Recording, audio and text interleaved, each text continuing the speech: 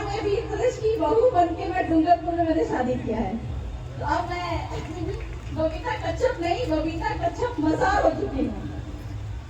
और जितना मान सम्मान मुझे यहाँ पे मिलता है मैं बहुत अभिभूत हूँ।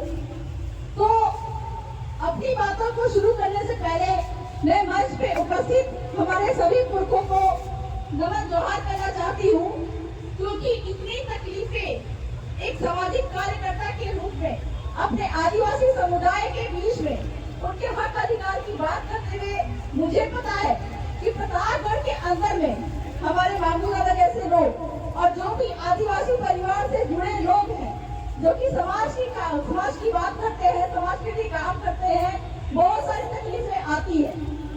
आज के दिन के भी मुझे ये सुनने को आया कि काफी मुसीबतें पैदा करने की कोशिश की गई ताकि आदिवासी अपने हक अधिकार को ना जान पाए, और यही कोशिश किया गया था।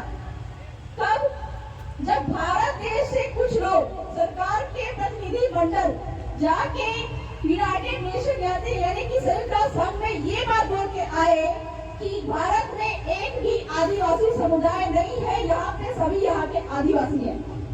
जबकि सुप्रीम कोर्ट में ब्राह्मण जज जो है मामले काजू सर, उन्होंने ये बात कही 8 जनवरी 2011 के जजमेंट में कि जो ये भीलों पे जजमेंट आया था कि यहाँ के जो भारत देश के 8% आदिवासी है वही इस देश के असली मालिक है, मूल बीज है।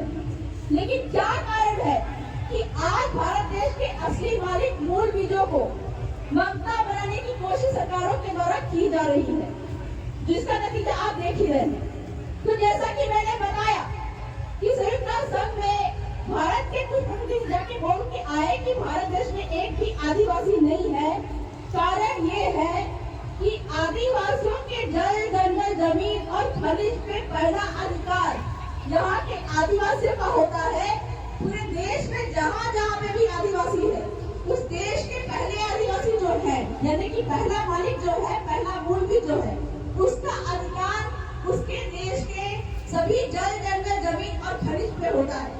और चूंकि हर राज्यों की सरकार, हर देश की सरकारों को ये मतलब लालच है कि आदिवासियों के पास में उसके जमीन के अंदर में जो खनिज है उसको हम कब निकालें, जिसका कारण है कि आपका आजादी के पहले आदिवासियों के पास में 60% जमीन थी, अभी घट के 3% भी नहीं रह गई है।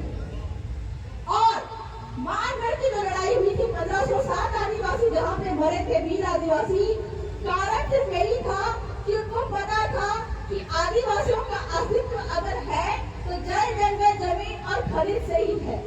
यही कारण है कि 9 अगस्त को पूरे देश के आदिवासी अपने अपने जगह पे इकट्ठा होके पूरे देश के ही नहीं विश्व को ये बात बताते हैं, रीति रिवाज परंपरा के साथ में नाच गाना करके और पारंपरिक कपड़े पहन के ये बात बताते हैं कि भारत देश में भी आदिवासी है और यही यहाँ के असली मालिक है, जल जंगल जमीन के पहले हकदार है।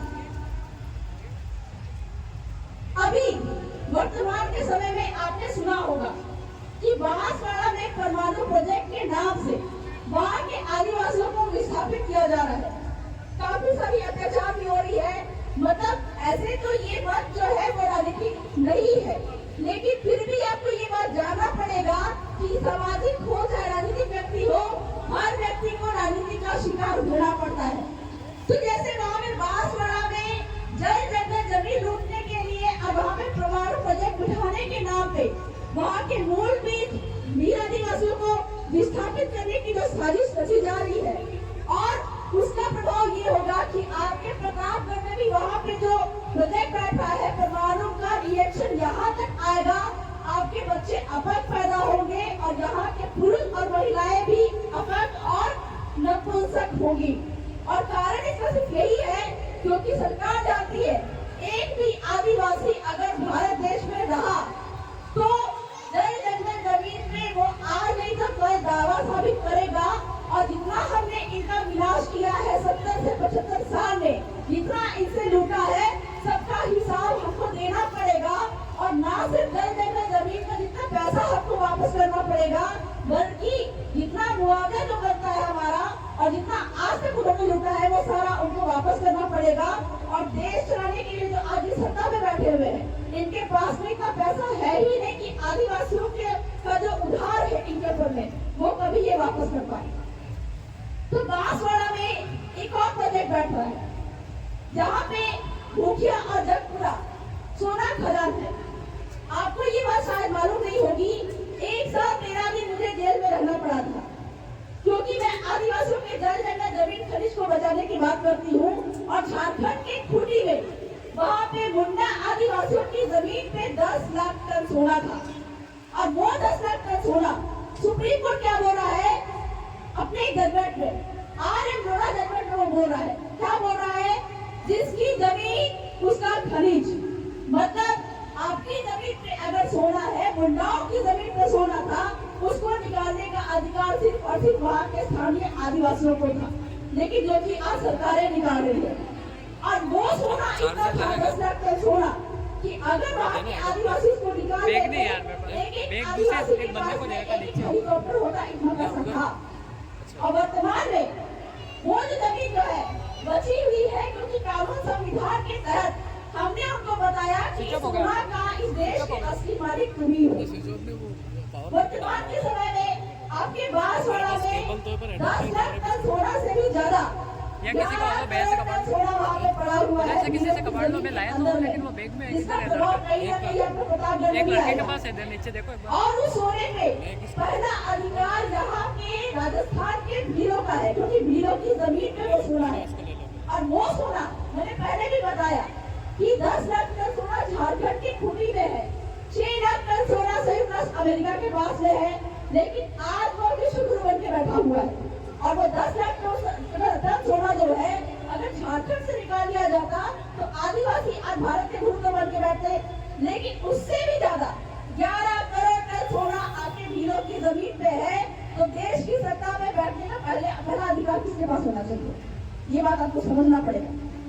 मतलब ये 11 करोड़ टन सोना सुप्रीम कोर्ट के जजमेंट के अनुसार अगर निकाल लिया जाए सहकारी समिति के माध्यम से या कानून बनाने के माध्यम से, तो यहाँ पे खड़े हर एक आदिवासियों के पास में प्रतापगढ़, डूंगरपुर, बांसवाड़ा और जितने भी आदिवासी क्षेत्र है, यहाँ के भीड़ों के पास में एक हेलीकॉप्टर होगा, इतना पैसा है।